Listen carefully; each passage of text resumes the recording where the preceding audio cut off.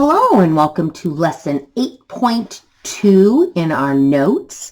So if you can turn and flip your pages over to lesson 8.2, we're going to be comparing and ordering integers. So our target is we want to obviously compare and order integers. We know that integers are numbers.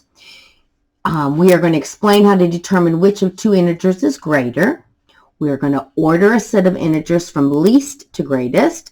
And we are going to interpret statements about order in real life problems.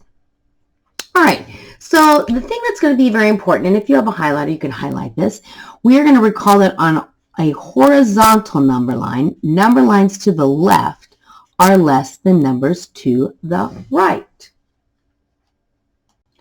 So for example, I have right here, numbers to the left, that's over here, are less than the numbers to the right.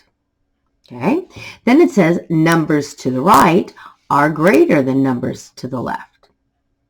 On a vertical number line, so we're going to change here to a vertical number line. This would be considered a vertical number line.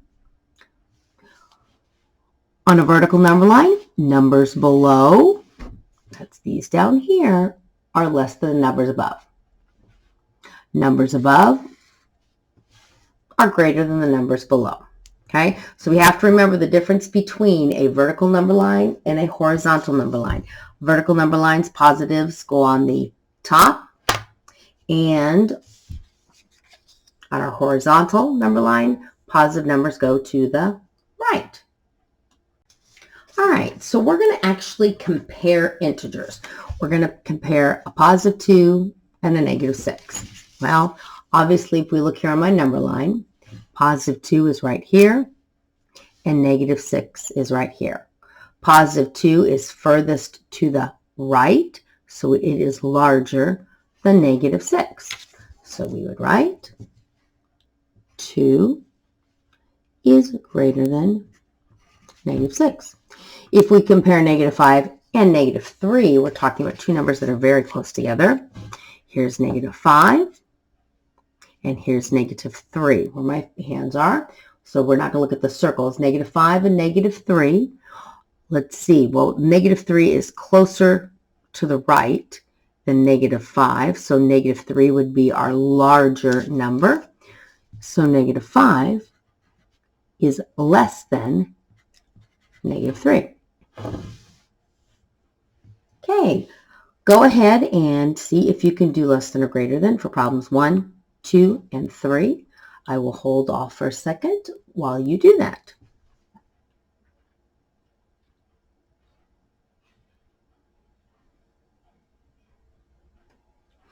All right, this should be pretty simple for most of you. So if I'm looking on my number line, I'm looking at 0 and negative 4. Here's 0. And here's negative 4. Well, 0 is further to the right, so 0 is greater.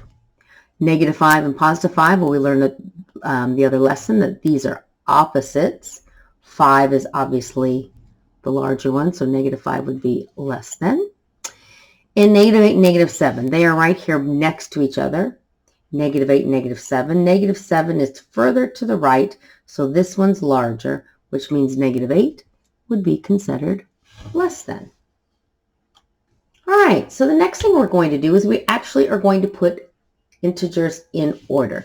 It says we're going to order negative 4, 3, 0, negative 1, and negative 2 from least to greatest. We always have to make sure we read the directions. So here is negative 4. Here is positive 3. Here is the 0. We have negative 1. And we have negative 2. So if we look here on the number line that I've highlighted, the numbers that are furthest to the left are the smallest, well, the least. So we would put them in order. We would say negative 4. Then comes negative 2.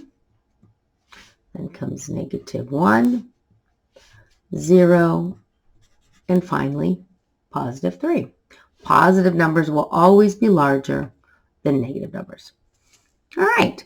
Can you order these integers for number 4 and number 5? Put them in order from least to greatest.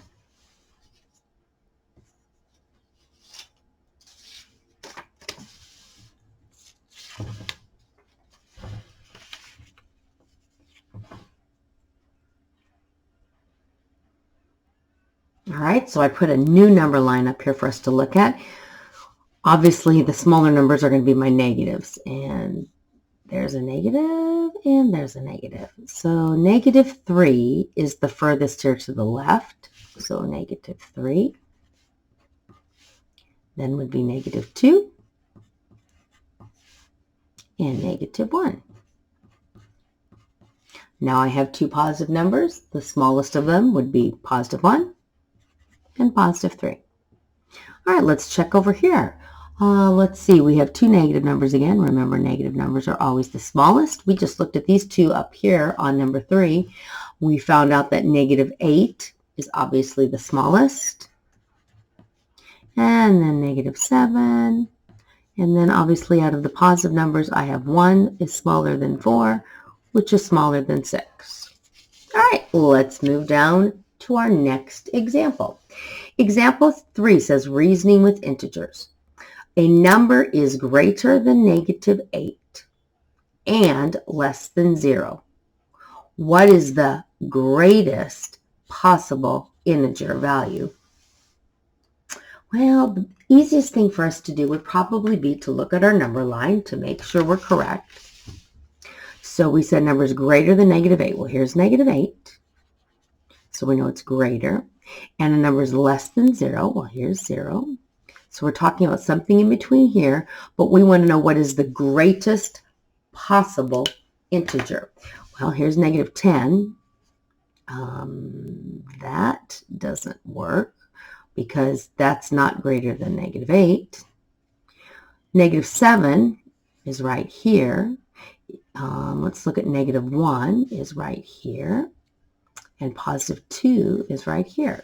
So the number has to be greater than negative 8 and less than 0. So that means that one can't be it. So we're looking at these two possibilities. However, the directions say, what is the greatest possible? So out of these two, which one is the greater number? Well, the one that's furthest to the right is negative 1. Okay, in example 3, what is the least possible integer value of the number line? Well, if we look at the number line again, we already know that these are the only two numbers that are greater than negative 8 and less than 0. We already said negative 1 is the greatest value. So the least possible value would be 7. All right, well, let's turn over our paper and look at the back side. Now we're going to look at some real life situations. We're going to talk about some temperatures. We looked at some thermometers the other day and talked about that when mercury heats up, it expands and it gives us a higher temperature reading. So it says here, the table shows the coldest recorded temperatures for several cities in North Carolina. Greensboro is a negative 8. We have Raleigh is negative 9, Charlotte negative 5, Fayetteville negative 1, and Wilmington is 0 degrees. It says here, which city has the coldest recorded temperature? Well, I like to look at a vertical number line because we know that positive numbers are going up, negative numbers are going down. So we know as we're going down, the farther we get, the colder it is. So we have a negative 8, which would be here. We have a negative 9. We have a negative 5. We have a negative 1. And we have a 0. So I'm going to go ahead and circle those on my number line. So which city has the coldest recorded temperature? Well, if I look, 0 is cold, but negatives get even colder. And negative 9 is our coldest, which means the city that we're going to write is Raleigh.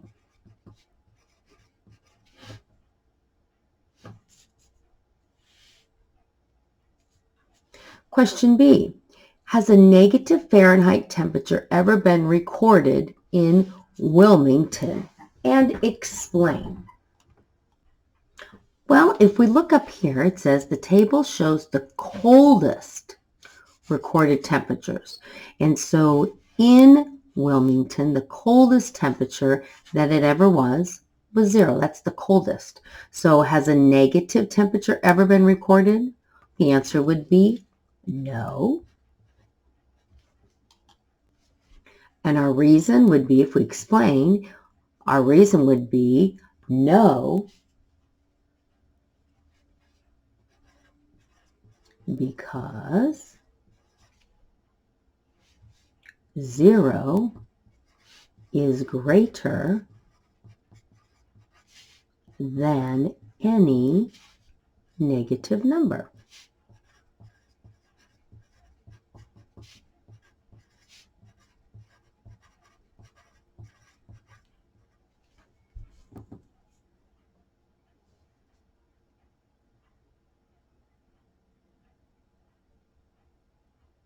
Okay, once again, 0 is the coldest temperature. The coldest, so it has a negative Fahrenheit temperature ever recorded. 0 is the coldest it's ever been. And if that's the coldest, that means everything else has been above 0. All right, let's look at number 7.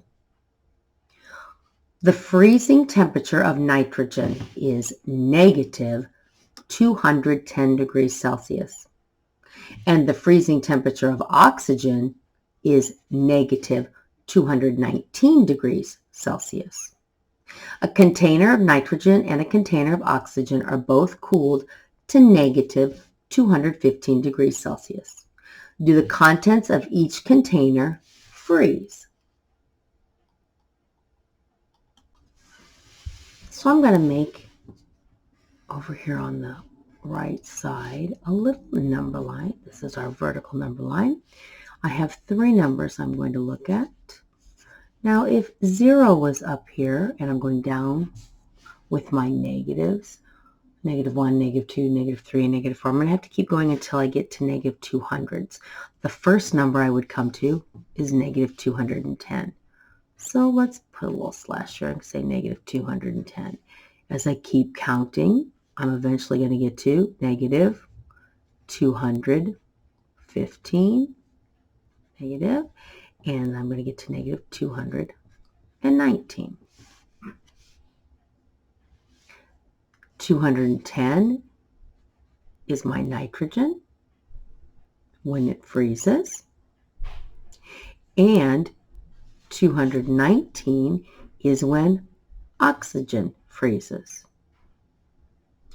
The question says a container of nitrogen and a container of oxygen are both cooled to 215. Well, if you think about this, nitrogen is frozen at 210 degrees. It's getting colder and colder by going to 215. So if it's going to keep getting colder, this one's going to stay frozen. However, if the oxygen freezes at 219, which is right here, if I allow this container to cool to 215, if you notice I'm going up the number line, which means I'm getting warmer. And so this would warm, and so the oxygen would not be frozen anymore. So both, when it says do the contents of each container freeze, the answer would be no. No. And the reason is because negative 215 on my number line is actually greater than negative 219. And because it's greater, my oxygen is actually warming up, which seems kind of funny since we're dealing with negatives. All right, you can go ahead and turn your video off and put your packet back into your math